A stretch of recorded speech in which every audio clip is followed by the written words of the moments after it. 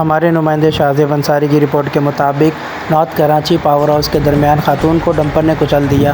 مشتعل افراد نے 3 ڈمپر کو آگ لگا دی۔ کراچی نارتھ کراچی کے حالات کشیدہ، عوام سڑکوں پر نکل آئی۔ قانون نافذ کرنے والے ادارے پبلک کو کنٹرول کرنے میں مصروف۔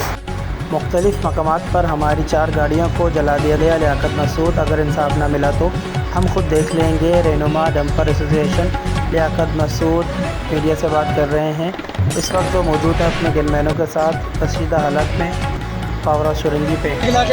پاور ہاؤس چورنگی پہ جہاں پہ بہت بھینکر طریقے سے آگ لگ چکی ہے، 2 ڈمپر جلا چکے ہیں اور پولیس کے جوان یہاں پہ تعینات ہیں ماشاءاللہ، وہ بہترین کام کرتے ہوئے، عوام کو تحفظ دیتے ہوئے یہاں پہ کام کرتے ہوئے دیکھ سکتے ہیں آپ ماشاءاللہ۔ یہ دیکھیں ہمارے پولیس کے جوان کھڑے ہیں۔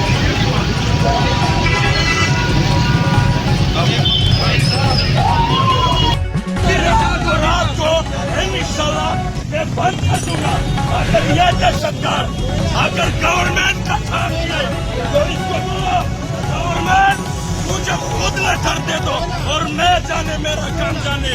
میں کوشش کرتا ہوں، ہم قانونات میں نہیں لوں گا، ہم پاکستانی ہیں، ہمارا عزت تو اللہ کے ہاتھ میں ہے اور اپنا ملک پاکستان کا پاکستان میرا ملک ہے۔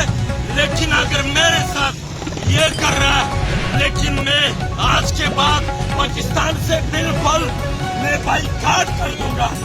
آگ بند رہے، یہ دہشت گرد لوگ 5 گاڑی جلایا، 11